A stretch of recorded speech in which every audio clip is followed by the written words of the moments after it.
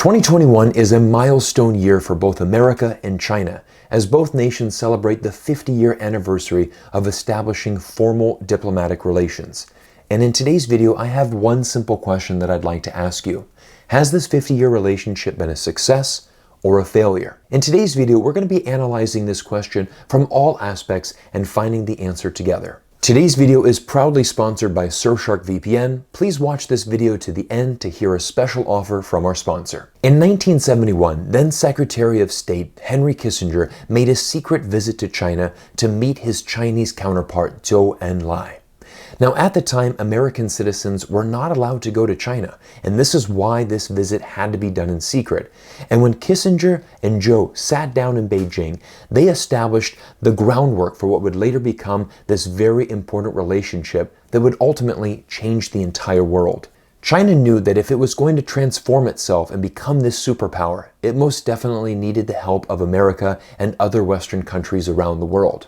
Many credit Deng Xiaoping for being the Chinese premier that finally brought American capitalism and an entrepreneurial spirit to China.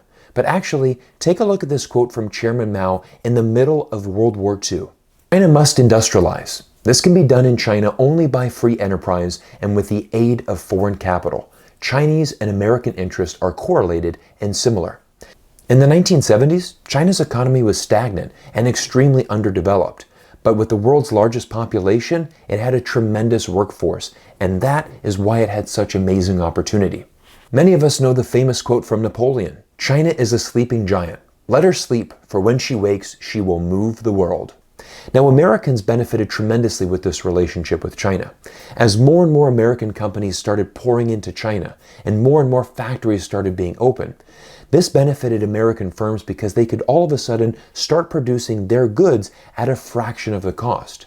And with more factories being opened, this also benefited China because more factories meant more jobs for the local Chinese. As both American and Chinese economies continued to grow, there was a second benefit for American investors. The rising Chinese consumer class were becoming more and more wealthy, and now they could turn around and buy the very products that American companies were manufacturing in China. And this is why when you look at the Dow 30 today, you will see that every single one of these companies listed in this stock exchange has a significant exposure to China. Now, I believe if we're looking at this on the macro level, international trade between the world's two biggest superpowers, all of us can say that this most definitely has been a benefit to both Americans and Chinese citizens. But what if we change our view from the macro and zoom down into the micro? What about the individual relationships that Americans can have with Chinese and how that has actually influenced Chinese society today? I'd like to introduce you to 5-Star Basketball Academy, a premier basketball school founded by a group of Americans in Shenzhen. As the sport of basketball continues to grow throughout China, 5-Star Basketball Academy has been extremely successful. Currently, they employ 60 coaches in over 30 facilities and have over 5,000 students studying in 6 different cities throughout southern China. Many of the kids in these basketball camps are learning about American culture by taking basketball lessons with American coaches. And this really is what I want to focus on. Let's talk about more of these important relationships. This is what really matters when we're talking about the success or failure of the United States and China relationship. Now, one of the projects that I have been involved with for over 15 years is the PGA of America's efforts inside of China. For the past 15 years, I have been an international ambassador of the PGA of America, and I'm proud to report that one of the fastest growing regions in the world for golf is China. And this is one of the most fascinating aspects of the PGA's growth inside of China. In 2020, US-China relations sank to the lowest level in recent years. But despite this, many Chinese consumers still found value and trust in partnering with the PGA of America. The PGA of America continues to expand inside of China because many Chinese people still look at America as a great country, and they do want a strong relationship. And they want to enjoy these vehicles like basketball and golf as ways to learn more about America. Now, I can tell you many stories of American companies that are going into China and experiencing tremendous success. But what about the other way? What about Chinese coming into America? In 2009, there were 128,000 Chinese international students in America. Fast forward a decade later, and that number has tripled to now 372,000 Chinese international students. This has a direct impact into the economies of America and, most importantly, the American school system. Quite frankly, the American university system absolutely depends on international students, and Chinese international students now represent the largest market for American universities. Literally, the future of American universities would be in jeopardy if we didn't have Chinese international students. Now, one of my favorite stories that I've been following over the last year is the story of Jackson He that became the first Chinese national to play in a college football game. How would you describe the moment, the first Chinese-born player ever to carry the football in a college game and to get into the end zone? I don't know what to say.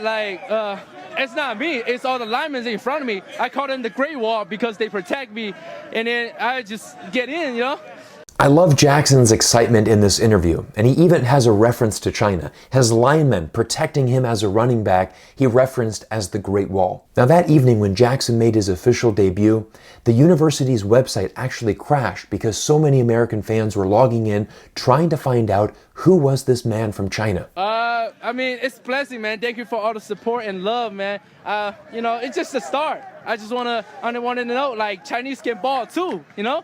I just want everybody to know that Chinese can ball too. Tell me that this is not a great example of a fantastic relationship between America and China. What other message would you give to any other Chinese-born player that's looking at you and looking up to you, and you can say it in our language or yours? Oh, I can say Chinese? Okay.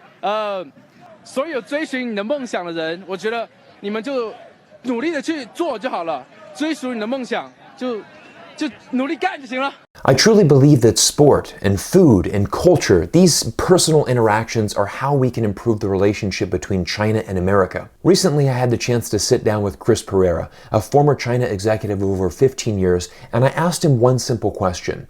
What is one thing that you want the world to know about China?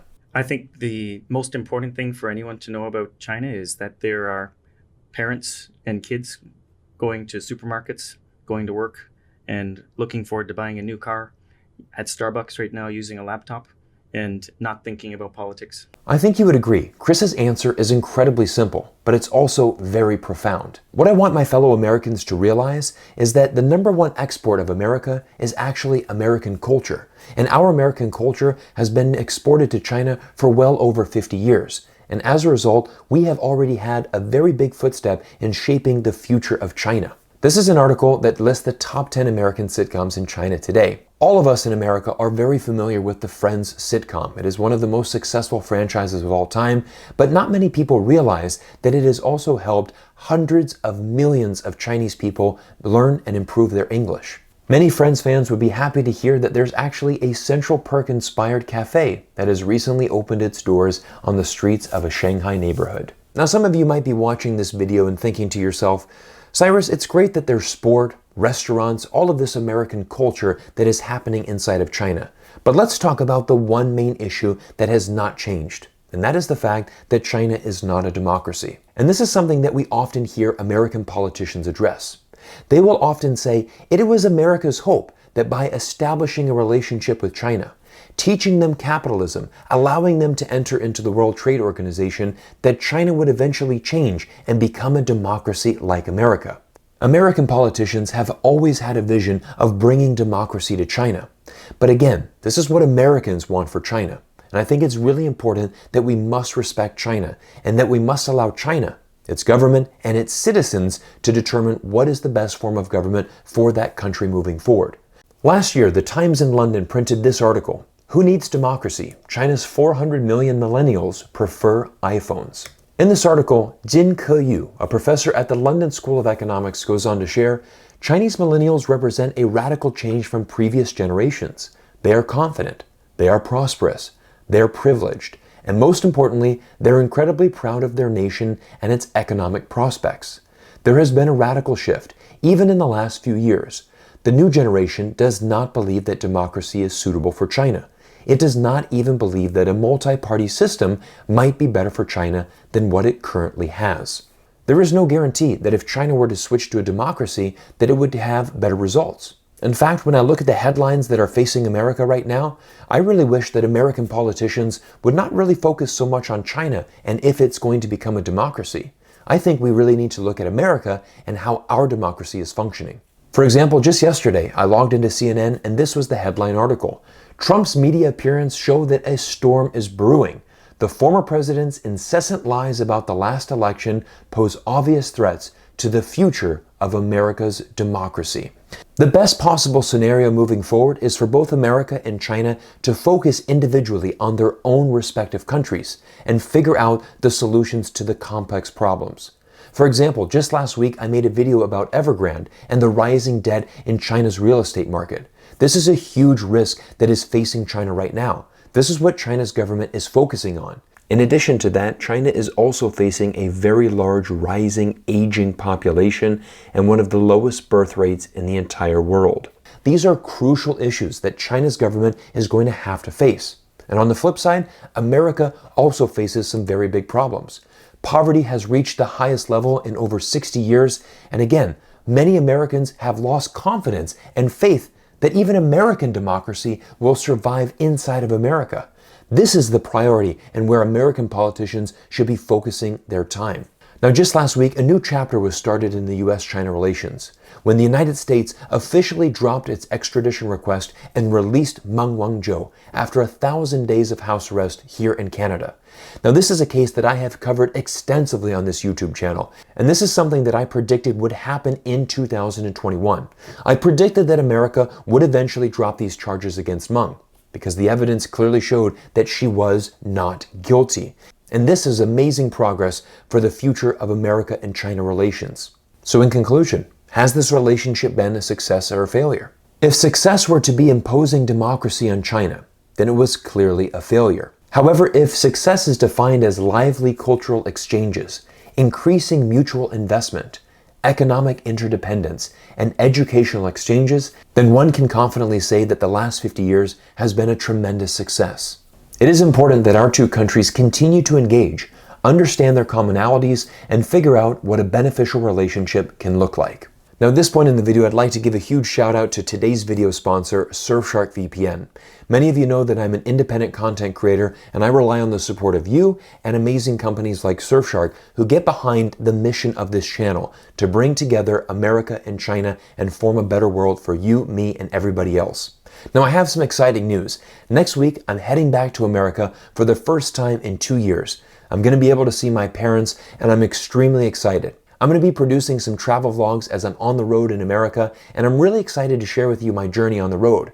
But as I hit the road, I have to make sure that I am powered with a VPN to protect my identity as I'm online.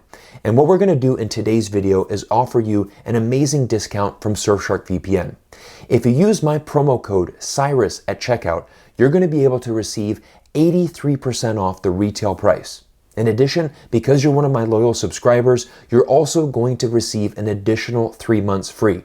Finally, I want you all to realize that this is a no-risk offer because Surfshark VPN is also extending a 30-day money-back guarantee. If you're in the market for a VPN, consider choosing Surfshark VPN. It gives a tremendous support to this channel. I want to thank you all for your continued support. Look out for some future travel vlogs from me on the road in America as I go back to my home country for the first time in 2 years.